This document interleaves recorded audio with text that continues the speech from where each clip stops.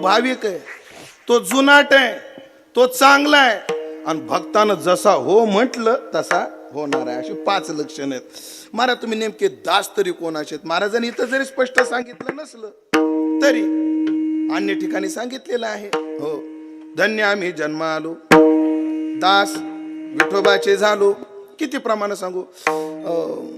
आम्ही दैवाचे दास पंढरी रायाचे. आणि या पंढरी नाथाला तुकाराम महाराज आज भोळ म्हणतात. पण मला नाही पटत हे भोळ आहे म्हणून. तुकाराम महाराजाला भोळ म्हणतात नाही, भोळ नाही, गाबुळ आहे चांगलं. चतुरातू शिरोमणी. मग तुकाराम महाराजाला भोळ कस काय म्हटले बरं? हे किती चॅप्टर आहे. त्याचं उदाहरण सांगू का? वैकुंठवासी माधव महाराज मगर उदाहरण सांगायचे, तेच सांगतो. पण हे उदाहरण फक्त ऐकून सोडायचं, कोणी वापरात आणायचं नाही. महाभारतातलं उदाहरण. हे किती चॅप्टर आहे. आणि तुकाराम महाराजाला काय म्हणतात? भोळ. मला नाही पटत. बघू संगतीला पुढे लागली ते. आणि आता राहिलेलं कीर्तन या भोळ्या शब्दातच गोळा करायचं आहे आपल्याला. बाकी आडत असं घेऊन कना कना कना कना उरकायचं. फक्त विस्तारण कोणता शब्द सांगायचा? भोळा. हे किती चॅप्टर आहे. तुकाराम महाराजाला भोळ म्हणतात. काय झालं? कौरव पांडवाचं युद्ध ठरलं आणि दुर्योधन आणि अर्जुन दोघही मदत मागायला गेले. नारायणी सेना दुर्योधनाकडे आणि एकटा कृष्ण, तोही शस्त्र हातात न घेणारा, युद्ध न करणारा, फक्त जमलं तर युक्तीच्या 4 गोष्टी सांगणारा. कृष्ण कोणाच्या वाट्याला आला? अर्जुनाच्या वाट्याला आला. आणि अर्जुनाला कृष्ण वाट्याला आला आणि देवाला अर्जुनाची थट्टा करायची लहर आली. आणि अर्जुना तुझा एक्झिट पोल सांगू का म्हणले. कोण म्हणतं? भगवान कृष्ण म्हणतात तुझा एक्झिट पोल सांगू. म्हणजे काय? हार तेरी निश्चित है. ऐकताय ना? हार तेरी निश्चित है, तो हो जाएगा उदास, माखन तो दुर्योधन ले गया और छाछ बची है तेरे पास. लोणी कोण घेऊन गेलं? दुर्योधन. तुझ्या वाट्याला काय आली? ताक आलं. म्हणे हार तेरी निश्चित है, तो हो जाएगा उदास, माखन तो दुर्योधन ले गया और छाछ बची है तेरे पास. अर्जुन म्हणला देवा तुमचा एक्झिट पोल सोशल मीडियाच्या जोरावर आहे, माझा एक्झिट पोल ग्राउंड लेवलवरचा आहे. आता माझा ऐका. देव म्हटले हार तेरी निश्चित है, तो हो जाएगा उदास, माखन तो दुर्योधन ले गया और छाछ बची है तेरे पास. अर्जुन म्हणले नाही नाही देवा, जीत मेरी निश्चित है, मैं न होऊंगा उदास, माखन ले गया तो क्या हुआ, माखन चोर है ना मेरे पास. माझ्याजवळ कोण आहे? हा माखन चोर आहे ना. आता त्या माखन चोरच्या लीला आहे का? किती चॅप्टर आहे हा, की ज्याला तुकाराम महाराज आज काय म्हणतात? भोळ. ही कथा वैकुंठवासी माधव महाराज मगर सांगायचे. हो ऐका. दुर्योधन गेला. मामा मामा. तेवढ्यात क्या हुआ भांजे.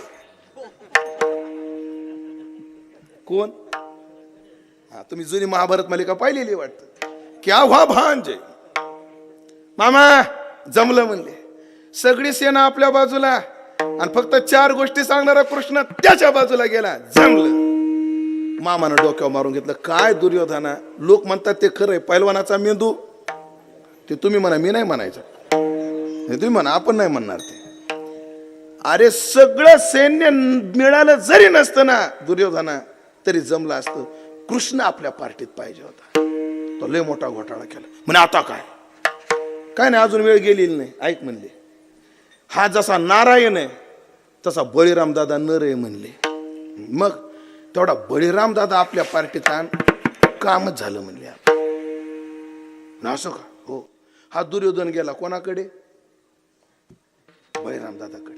बळीराम दादाची एवढी सेवा केली. बळीराम दादानी दुर्योधनाला गदा युद्ध शिकवलं.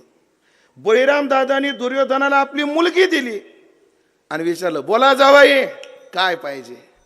ते म्हणले आम्ही मागितलं ते देणार का म्हणले. हो, फक्त तुम्ही आमच्या पार्टीत या एवढंच पाहिजे, बाकी काहीच नाही पाहिजे. हे दो म्हणले. आणि बळीराम दादा कुठे गेले? दुर्योधनाच्या पार्टीत. हे पाहिलं कृष्णाने. होय म्हणले, आता तर घोटाळा झाला. बळीराम दादा तिकडे गेला. बरं सामान्य नाही, मुसळ काढलं तर 500 घालीत, नांगर काढलं तर 1000-2000चा ठ्याचा करीत म्हणे. मग आता राजनीतीचा नियम आहे का? राजनीतीचा नियम काय नियम आहे? भाऊ तुमचं नाव काय? शंकर भाऊ. म्हणजे शंकर भाऊ माझ्या विरोधात उभे राहिले. राहणार नाही ना, मीच राहणार नाही म्हणलं, तुम्ही काय राहणार? शंकर भाऊ कोणाच्या विरोधात आहेत? बोला की. माझ्या ऑपोजिट आहेत, विरोधात. तुमचं नाव काय? राजू. आणि राजू भाऊच्या मागं 500 मत आहेत. माझ्या विरोधात कोण आहे? बोला की. शंकर भाऊ. राजू भाऊच्या मागं किती मत आहेत? 500. राजू भाऊचा सगळा कल कोणाकडे? शंकर भाऊकडे, कारण जवळचे असल्यामुळं त्यांच्याकडे. मग राजनीतीचा नियम असा आहे, राजू भाऊचे 500 मत मला नाही पडले तरी चालतील, पण शंकरला कसे पडणार नाही याची काळजी घ्यावी लागते. राजू ह्याला युद्धातली भेद नीती म्हणतात. साम दाम आणि भेद. म्हणजे राजू भाऊचे 500 मत मला नाही पडले तरी चालतील, पण शंकररावला त्याचा काय झालं नाही पाहिजे? उपयोग. बैराम दादा कोण्या पार्टीत गेले? दुर्योधनाच्या. हिनं काय केलं ऐका. आपल्या जवळच्या माणसाला जवळ बोलवलं. इकडे म्हणले काय, आज त्यांची आढावा बैठक आहे म्हणजे. कोणाची? दुर्योधनाची. तू जायचं म्हणले बैठकीत. मग बळीराम दादाला आवाज नाही द्यायचा, खुनेनं बाहेर बोलवायचं. बाहेर बोलवल्यावर मोठ्याने नाही म्हणायचं, त्यांच्या कानात सांगायचं, कृष्णानं तुम्हाला जय हरी सांगितलंय. नाही हो देवा, ते रागवतील ना. रागवलेच तर दुसरं विचारायचं, पण कानात काय? तिळाचा भाव काय चाललाय? पण मोठ्याने नाही, कानात. अहो पण जा दे, सांगितलं तेवढं कर म्हणले. हा गेला. बैराम दादाला खुनवलं, बाहेर बोलवलं, म्हणजे कान इकडं करा. म्हणजे काय? कृष्णानं तुम्हाला जय हरी सांगितलंय. मूर्खा, एवढ्या महत्वाच्या मीटिंग मधून त्याचा पोरकटपणा गेला ना, तुझा गेलाय का अजून? बावळा कुठले? नाही नाही म्हणजे दादा अजून एक विचारले. काय? कान इकडं करा. म्हणजे काय? तिळाचा भाव काय चाललाय? मला विचारतो, जा तिकडे दुकानदाराला विचार. बावळा कुठले काही विचारतात. आणि बळीराम दादा जाऊन मीटिंग मध्ये बसले. कृष्णाचा माणूस आला होता आणि दादाच्या कानात काहीतरी बोलला, हे दुर्योधनानं पाहिलं. दुर्योधन म्हटला, दादा कोण होता तो? म्हणजे कृष्णाचा माणूस. आम्हाला माहित नाही का? काय बोलला तू? काय ना, तो मला कृष्णाने तुम्हाला जय हरी सांगितलं. एवढ्या महत्वाच्या मीटिंग मधून कोणी एवढ्या छोट्या कामाला बोलवत असत? अरे तेवढंच बोलला रे, खरं काय बोलला ते सांगा. अरे दुसऱ्याक विचारलं, दुर्योधना तिळाचा भाव काय चाललाय? झालं वा, जमलं आता. तिळाचा भाव तुम्हाला कशाला विचारील? दादा खरं सांगा, तुम्ही शरीराने इकडे, मनानं तिकडे, हे वागणं बरं नवं? खरं सांगा, तो तुम्हाला कानात काय म्हणला? आणि तुम्हाला तर माहितीये, दादा गरम डोक्याचा. बळीराम दादा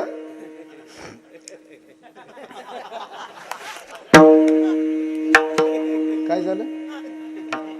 बळीराम दादा गरम डोक्याचे शेष आहेत ते. बळीराम दादा म्हणले, गदा युद्ध मी तुला शिकवलं, माझी पोरगी तुला दिली, भावाच्या विरोधात जाऊन तुझ्या पार्टीत आलो, मला खोटं म्हणतो? जा, मला युद्धच करायचं नाही. उचलला कमंडोलू, गेले तीर्थयात्रेला. बघता काय काम झालं ना? राजभाऊ, याला म्हणतात भेदनीती. एवढा चतुर हा. हो, प्रमाण याला या कथेला. न साहेची बबरू पांडवा पारिका, दुराविला सखा बळीभद्र. एवढा चतुर. आणि तुकाराम महाराज त्याला भोळ म्हणतात. मला तर पटत नाही बुवा, पण तुकाराम महाराज म्हणले त्या अर्थी पटून घ्यावं लागणार आहे. मग हे नेमकं काय ते आपल्याला थोडक्या चिंतनात पाहायचं. सेवा संपवायची. काय? शब्दाचे अर्थ करण्याचे शास्त्रात 4 प्रकार आहेत. सगळे सांगत नाही, एकच सांगतो. एक असतो शब्दार्थ, दुसरा असतो लक्ष्यार्थ, तिसरा असतो गौणार्थ, आणि चौथा असतो व्यंगार्थ. अगदी सोपं सोपं, टेन्शन घेऊ नका तुम्ही. राम पाणी आण, सरळ आहे. शब्दाचा अर्थ कळाला. कधी कधी लक्षणा करावी लागते. लक्षणा कशी? लक्षणा आहे का? पाहुणे आले आणि नवऱ्याने आवाज दिला, ए चहा ठेव बरं 4 कप. बायको जरा घराची इज्जत राखणारी होती, ती नवऱ्याला खुनवलं. दूध नाही, दूध संपलंय. नाही तर काय काय इज्जत रेर चावाट्यावर काढत. चहा हाय का दुधाचा पत्ता? दिसला वार करी की आणला घरी. आता ज्याच्या घरचं वातावरण ज्याला त्याला माहिती. पण ही जरा इज्जतीची होती. हे दूध संपलं. सकाळचं काय झालं? मांजरीनं पिलं म्हणली. बाळ्या इकडे इकडे ना. नाही तू नको, तू बस, तू टेन्शन घेऊ नको. हे घे पैसे. काय? गवळ्याच्या वाड्यावरून दूध आण. बाबा गवळ्याचा वाडा कुठे? म्हणजे गंगेवर गवळ्याचा वाडा आहे. गंगायाम गोशाहा. बाळ्या गंगेच्या काठावर गेला आणि अर्धा तास वाट बघायला लागला. गवळ्याचा वाडाच दिसेना. बापला बाळ्या अजून कसा आला नाही कॅमेरा घेऊन, आपलं दूध घेऊन.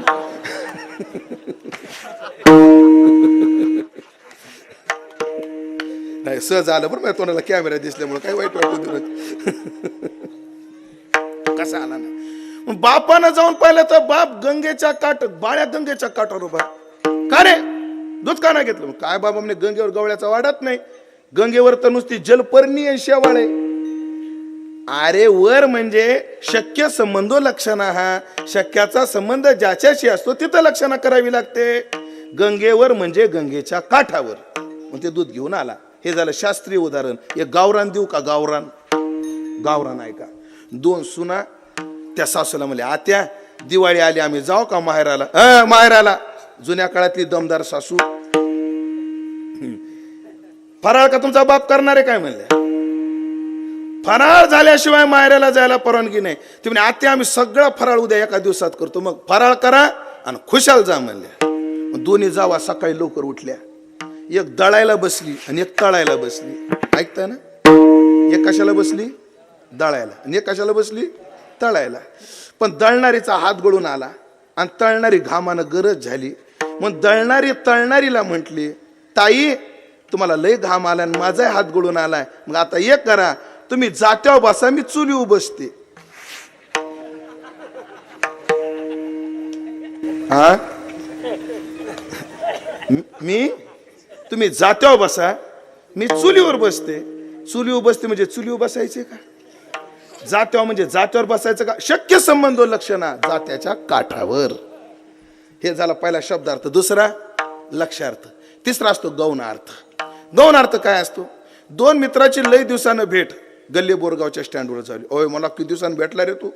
कॉलेज संपल्यापासून. चल म्हणे, चहा प्यायल्याशिवाय तुला जाऊ देणार नाही. त्यानं चहा प्यायला घरी आणलं. बाजूला पेपर पडला होता आणि पेपरला हेडलाईन होती, गल्ले बोरगाव परिसरात वाघाचा सुळसुळाट. हेडलाईन काय?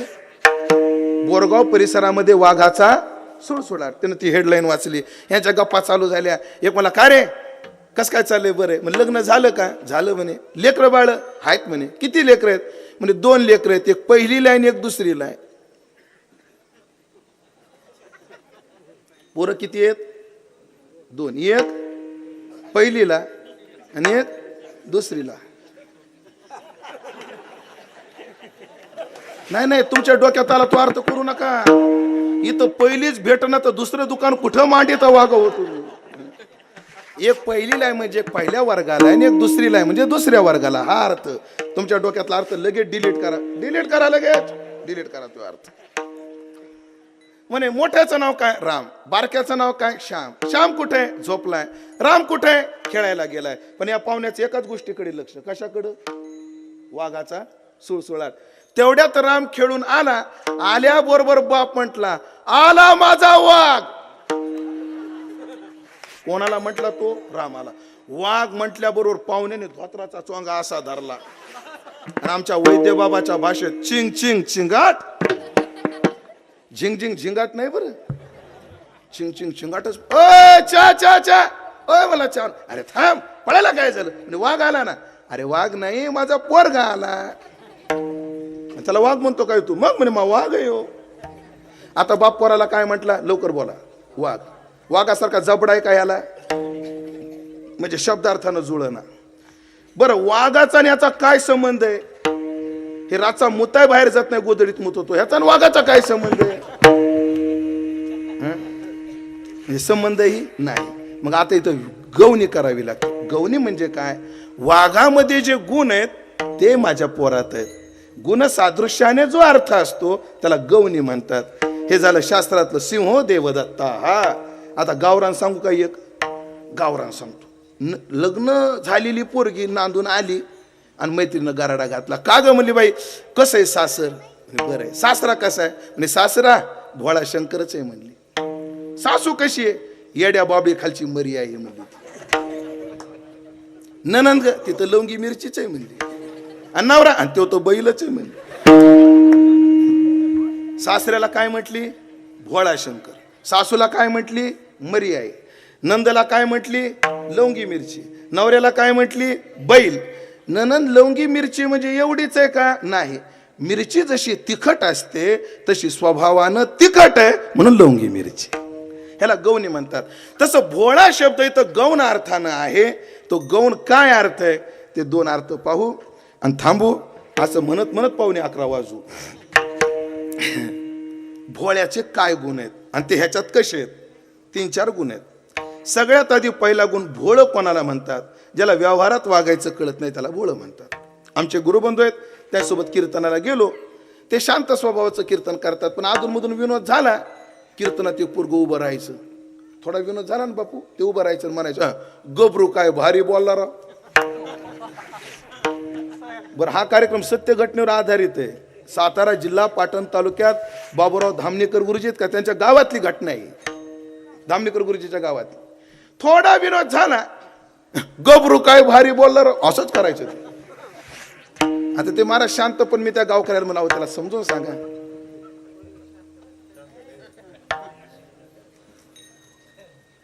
ते भोळसट आहे म्हणे. घरी पाठवा. पाठवता नाही यायचं म्हणे. का? सरपंचाचं आहे म्हणले. उद्या सप्ताह बंद पडेल म्हणले आमचा, सांभाळून घ्या म्हणले. एवढं भोळ्याला व्यवहारात वागायचं कळत नाही. शिव भोळा चक्रवर्ती. ते काय झालं, पार्वती गेली लक्ष्मीकडे हळदी कुंकाला. कुठे गेली? हळदी कुंकाला गेली. आणि ते लक्ष्मीचं सगळं वैभव पाहिलं. पार्वती म्हणली, बाई आपल्या घरी असं कवा होईल? तेवढ्यात लक्ष्मीबाईचा नवरा आला, कस्तुरी मळवट, चंदनाची उटी. आणि ती म्हणली, ऐकलं का पार्वतीबाई, आमच्या रविवारी तुम्हाला आमच्याकडे यावं लागेल म्हणली. येऊ म्हणले. पार्वती घरी आली आणि भांडे आपटायला लागली. बाया राग आले की काय आपटे, तुम्हाला माहितच असेल. नाही शंकराने विचारलं, तुला भांडे आपटा काय झालं? काय झालं म्हणजे? बघा त्या लक्ष्मीबाईचा नवरा कसा राहतो, तुम्हाला आहे का अक्कल काय? बघा त्या लक्ष्मीबाईचं घर कसं ना आपलं कसं. सगळ्याला हे नंदी, त्राटण, शंके, भृंगे सगळ्याला सांगते, पुढच्या रविवारी आपल्याकडे भगवान विष्णू आणि लक्ष्मी येणार आहे, सगळ्यांनी नीट राहायचं. सगळी व्यवस्था केली. रविवारचा दिवस उजडलं, पण शंकरजी आपले उठून रामाचं भजन करत बसले. उठाना आंघोळ कराना म्हणले, बस झालं ना, येईल ना, पाहुण्याची वेळ झाली ना. शंकरजी उठले ना, आंघोळ केली गंगेत थंड पाण्याने. अहो जरा कपडे घाला. त्यांचं पितांबर, यांचा व्याघ्रांबर. अहो गळ्यात काय हार घाला. इकडं वैजयंती माळ गळा शोभे श्रीमंत, इथं गळा शोभे वासुकी हार. वासुकी हार. अहो बघा तिचा नवरा, चंदनाची उटी, यांची भस्म उटी. सगळं लावलं. ते वाघरांबर पाहिलं. पार्वतीची तळपायाच्या मस्तकाला गेली. जरा पाहुणे रावणे आल्यावर नीट कपडे घालत जा ना. हा काढाय व्याघ्रांबर. म्हणजे काय घालू? थांबा म्हणले. तिनं साडीचा पदर फाडला भरजरी. याची लंगोट लावा म्हणली. कोणाला? शंकराला. आता लंगोट झाली, पण करदोडा कुठे? इथे सापाचं पिल्लू होतं लांबलच, त्याचा करदोडा केला. म्हणे तू दम धरून राह पाहुणे जाऊस तर. आणि लंगोट लावली. कशाची? भरजरी कपड्याची. शिव आणि पार्वती वाट बघत उभे राहिले. कोणाची? भगवान विष्णूची.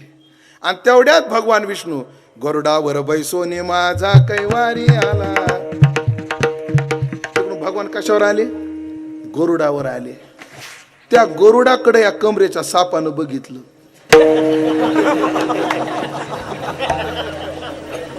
हा कमरेच्या सापानं कोणाला बघितलं? गरुडाला. आणि त्याने घेतला ना पाठिंबा काढून. आलं सरकार उघड्यावर, बघता काय माझ्याकडे. एवढा माझा शिव भोळा. ह्याला वागायचं सुद्धा कळत नाही. एवढा भोळा. भोळ्याचा एक गुण आहे, त्याला वागायचं कळत नाही. तसा माझा पांडुरंग बी भोळा आहे. नामदेव कीर्तन करी पुढे देव, नाचे पांडुरंग, नाचता नाचता देवाचा गळला पितांबर, म्हणून भोळा म्हटलं. तो गुण आहे म्हणून. चला अजून पुढचं सांगतो. भोळ्याचं एक वैशिष्ट्य असतं. हे लहान लेकरं लय भोळे असतात. पाहुणे आले की बाईला वाटतं लेकराच्या हातात पाहुण्याने काहीतरी द्यावं. खरं सांगा, देवादारात खोटं बोलू नये. वाटतं का नाही? म्हणजे पाहुणा आला आणि पाहुणा निघाला, पण त्यानं खिशाकडे हातच घातला नाही. या बाईनं त्या लेकराला चिमटा घातला. ते लेकरू रडायला लागलं. लेकराचं काहीच म्हणणं नाही, हिनं त्याच्या मुस्कळात मारली. ग बस, पाहुण्याला पैसे मागायचे असते. कोण म्हणती? हीच म्हणती. पाहुण्याच्या लक्षात आलं, अरे लेकराच्या हातात आपण काही दिलं नाही. पाहुण्यानं खिशात हात घातला, पाकिट काढलं, पण त्याचं दैव असं बापू त्या दिवशी 50ची नाही, 100ची नाही, सगळ्या 500च्याच. पण आता पाय पुढे टाकला, माग घेता ये ना. जुलमानं 500 रुपये पोराच्या हातात दिले. ही मुली बाई मी पोळीच पिकली, ब्युटी पार्लरचा खर्च भागला मला या महिन्याचा. आता ती एकच वाट बघू लागली पाहुणा जाण्याचा. पाहुणा गेला आणि ही त्या पोराला म्हटली, बाळो तो कागद मला दे. तो नाही देणार. मला दे, नाही देणार. बाई घरात गेली, एक 50 पैशाचं चॉकलेट आणलं. किती? 50 पैसे.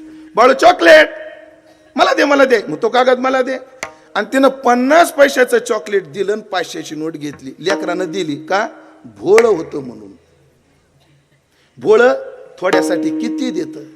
तसं याला एक पसाभर पाणी आणि एक तुळशीचं पान दिलं की मोक्ष देतो म्हणून हा भोळा आहे. थोडं जरी दिलं तर भोळ खुश होतं, चॅप्टर खुश होत नाही. असो, त्यांच्या लक्षात आलं तर नाही उद्या, बाकी जाऊ द्या, नाही बोलायचं आपल्याला त्या विषयात, मीच अडचणीत येईन. आता भोळ्याचं शेवटचं लक्षण सांगतो, 8 तास घेतो. भोळ कोणाला म्हणतात? गुरुवारी राऊत बाबाने अर्थ केला, हा मला लय आवडला. गुरुवारी राऊत बाबाचा अर्थ आहे. भोळ कोणाला म्हणतात? ज्याला कोणीही फसवतं पण जो कोणालाच फसवित नाही त्याला भोळ म्हणा म्हणले. भोळ्याला कोणी फसवित? मी लहान होतो ना, लय भोळा होतो. आम्ही 4 भावंड त्या सुतगिरीच्या क्वार्टरमध्ये राहत होतो. गरिबी घरी मूल खायची, आई वडील कामाला जायचे, म्हणून आमच्या 4 भावंडात कामं वाटून दिली होते. सगळ्यात मोठा आमचा भाऊ, त्याला पाणी भरायचं काम होतं. 2 नंबर बहीण, ती स्वयंपाक करायची. 3 नंबर भाऊ, तो आता वकील आहे, त्याचं काम होतं झाडलोट करायचं. 4 नंबर मी, माझ्याकडे काम होतं फरशी पुसायचं. पण मी लहान होतो तेव्हा लईच भोळा होतो. तो मोठा भाऊ काय करायचा? दारापर्यंत पाणी आणायचं आणि गोड बोलून मला पाणी भरायला लावायचा आणि खेळायला गेलं की मारायचा. म्हणजे तुम्हाला फसवत होता, कारण तेव्हा मी भोळा होतो. बहीण माझ्याकडून लसूण निसून घ्यायची, कणिक मळून घ्यायची, जेवायला बसलं की फटके मारायचे. म्हणजे ती मला फसवत होती, कारण तेव्हा मी भोळा होतो. आमचा भाऊ वकील आहे 3 नंबर, तो मला, उमेश, फरशी पुसताना जर कचरा निघतो तर झाडायची काय गरज आहे? वकिली पॉइंट तेव्हापासून. पण माझ्या कुठे लक्षात येत होतं की फरशी जर आधी झाडून नाही काढलं तर फरशी पुसायला त्रास जास्त होतो. म्हणजे तोही मला फसवायचा, कारण तेव्हा मी भोळा होतो. आता 3 पाया पडतात माया. भोळ्याला कोणी फसवतो पण भोळ कोणाला फसवत नाही. तसा पांडुरंग भोळा आहे, त्याला कोणीही फसवतं. महाराज कोणी फसवतो? हो, कोणी फसवलंय? बोलू, आपण फसवलंय सगळ्यांनी त्याला, पण त्यांनी नाही आपल्याला फसवलं. फसवणं कशाला म्हणतात? शब्द द्यायचा आणि पाळायचा नाही, त्याला काय म्हणतात? फसवणं. आम्ही सगळ्यांनी गर्भात शब्द दिला, 8वीनं पाय हा माझा नवस, आणि आम्ही पाळत नाही, आम्ही फसवलंय त्याला. पण त्यांनी नाही फसवलं. कोरोनात 2.5 लाख मेले पण आपला नंबर नाही लागला, म्हणून तो भोळा आहे. भाविक कसा आहे? देव भाविक भाविक होय दासाचा सेवक, आपल्या दासाचाच सेवक होतो. एवढा भोळा आहे, एवढा भाविक आहे. भोळे भाविक जुनाट. किती जुना आहे? युगे 28 विटेवरी उभा,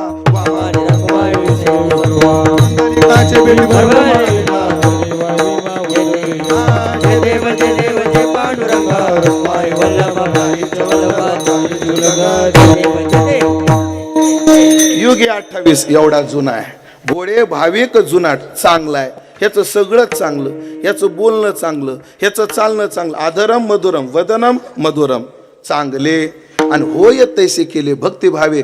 भक्तानं जसा हो म्हटला तसा होतो, असा आमचा मालक असल्यामुळे मनवणे चिंता ना ह्या मादासा नभ्यो गर्भवासा जन्म घेता. आम्ही आता निश्चिंत होऊन करणार काय? 3रं चरण. आपुली आईच्या करुगदारोळे, आपुली आईच्या करुगदारोळे, आपुली आईच्या करुगदारोळे.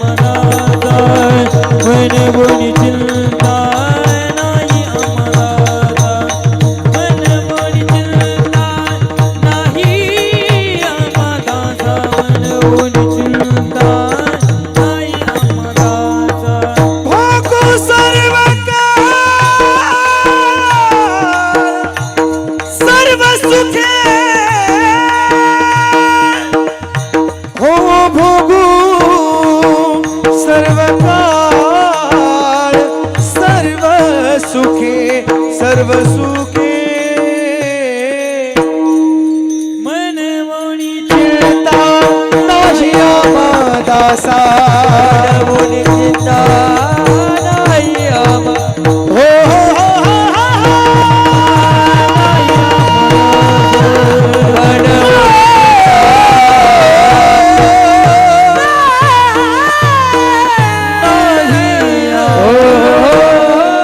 आता आम्ही या उंचीवर आलो, आता आम्ही एक करणार, आपल्या मनाला येईल तेव्हा गदारोळ करणार.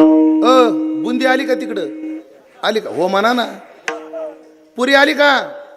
करायची का सुरुवात? पुंडलिक वरदा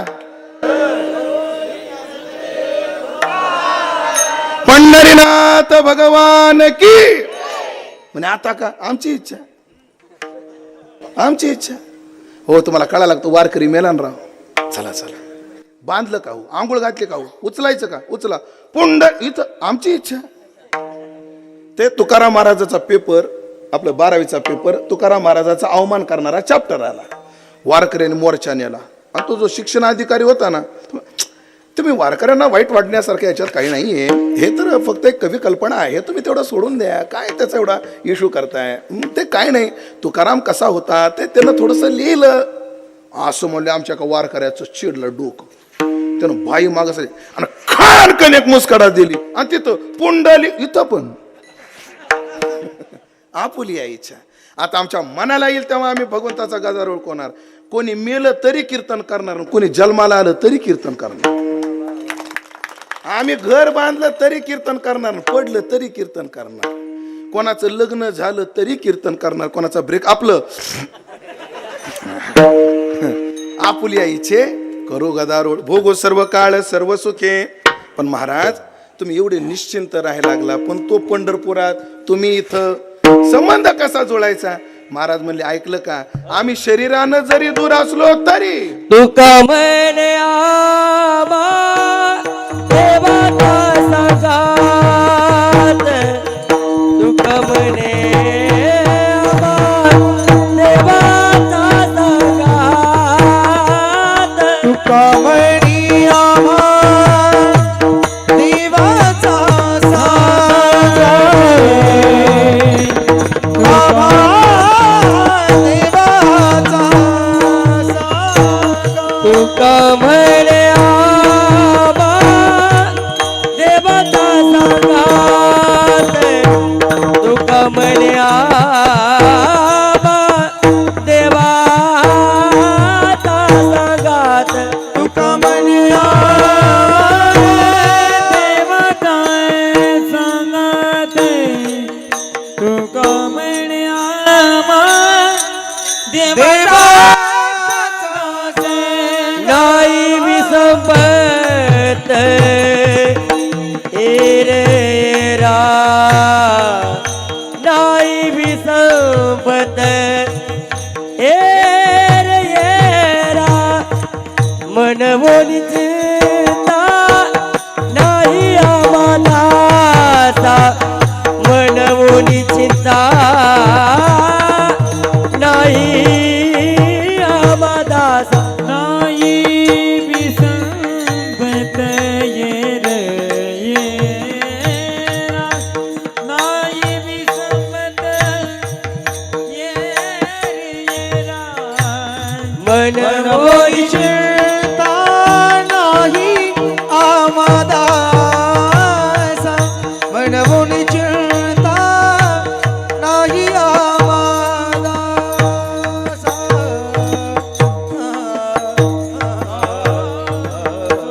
दिसत जरी असलं तो लांब आहे तरी आम्ही परस्पराला विसरत नाही. भरपूर प्रमाण आहेत. देवावर संकट येतं तेव्हा त्याला भक्त आठवतो, आणि भक्तावर संकट येतं तेव्हा त्यांना देव आठवतो. प्रमाण देऊ. भेटी लागी जीवा लागलीचे असं भक्ताला, आणि क्षेम माझा नामा यागवा एक वेळा देवाला. तो का म्हणे येथे पिशे तेथे तैसे असेल. शरीरानं जरी आम्ही दूर असलो तर आमच्या मनाचा संबंध एवढा जवळ आहे. नामदेवराय तीर्थयात्रेत गेले, तिथं देवाला, नामदेवाला तहान लागली, इथं देवाला त्रास झाला.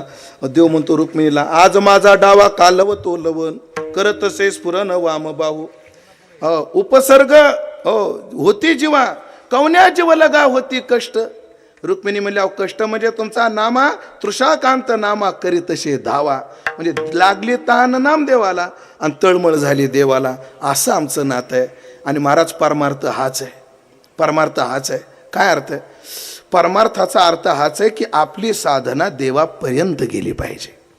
एक सांगू तुम्हाला, आमच्या भजनाचा परिणाम आमच्यावर होणं ही परमार्थाची पहिली पायरी आहे आणि आमच्या भजनाचा परिणाम देवावर होणं ही परमार्थाची शेवटची पायरी आहे. नाचू कीर्तनाचे रंगी, ज्ञानदीप लावू जगी ही परमार्थाची पहिली पायरी आहे. तर नामदेव कीर्तन करी पुढे देव नाचे पांडुरंग ही परमार्थाची शेवटची पायरी आहे. आम्ही पंढरपूरच्या वारीला जातोय, परमार्थाची पहिली पायरी आहे. तर देव आमच्या गावाची वारी करतोय, परमार्थाची शेवटची पायरी आहे. असं आमचं नातं असल्यामुळे आम्ही परस्पराला विसरत नाही, पण आमच्या जीवनात भीती नाही आणि आमच्या जीवनात चिंताही नाही. विठोबा रखुमा कुमार विठोबा कुमार विठोबा